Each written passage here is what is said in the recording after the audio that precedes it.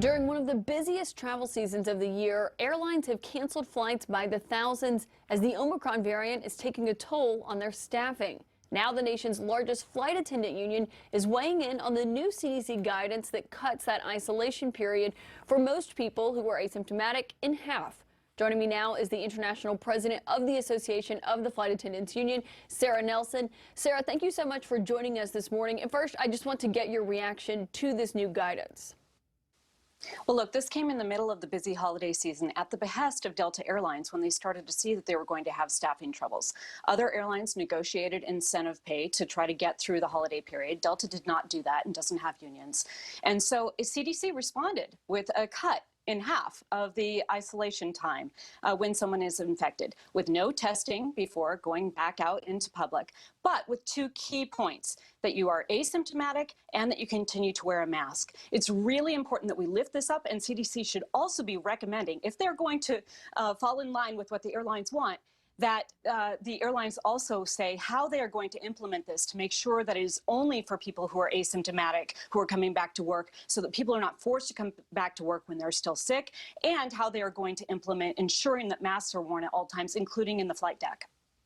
Right, and so they say that people should continue to wear a mask for those 5 days after they are asymptomatic, they go back to work. But you talked about, it's the CDC citing the science here as the driving force behind this decision, but you said the fact that it aligns with the number of days pushed by corporate America is, quote, less than reassuring. Look, it was totally transparent here. This was asked for as the staffing issues were being put in place. Delta's statement after this policy was put into place had not an ounce of public safety in it, but it was all about the staffing issues. That's what was argued on the front end. That's how your segment started today. And that is the quick response from CDC in the middle of this holiday season to try to address that, rather than be focused on public health policies. And I want to make it very clear, the CDC should be loud and clear about implementation here, because no worker should be forced to come to work when they are still sick. And that is, I believe, what we are going to see here. We're very concerned about that. Yeah, I think there's a concern about whether or not people are actually asymptomatic going back to work. I do want to ask you about something else, because yesterday, Dr. Fauci told CNN a vaccine mandate for domestic flights is under consideration, but unlikely at this point. This is what he said. Right now, I don't think people should expect that we're going to have a requirement in domestic flights for people to be vaccinated. When I was asked that question, I gave an honest answer. It's on the table and we consider it, but that doesn't mean it's going to happen. I doubt if we're going to see something like that in the reasonably foreseeable future. So, Sara, he's doubtful, but we have heard from people who say they think that there should be a vaccine mandate to get on a domestic flight. But are airlines even really in a position to be able to implement one?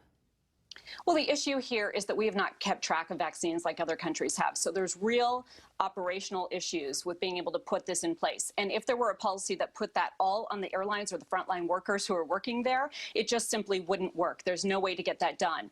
But in coordination, we can continue to work on this and work to see how we can work through those operational issues. And I think it's more important than ever that we redouble efforts to try to do that in light of this new CDC guidance around the quarantine time.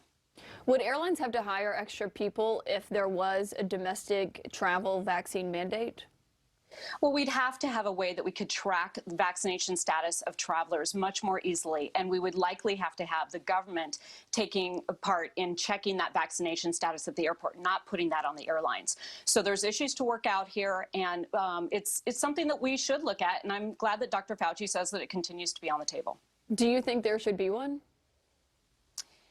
Well, I think that we all know that this pandemic is not going to end until everyone is vaccinated. Right now, there are still infections that are happening on the planes at the same rate as in our communities, and we don't want to add it all to the spread of this virus, the continuation of it, the mutations of it. And the more that we can do to get people vaccinated, the better off we're all going to be in this pandemic and get back to the freedom that we had prior to it. Sara Nelson, thank you for joining us this morning on all of this. Thank you.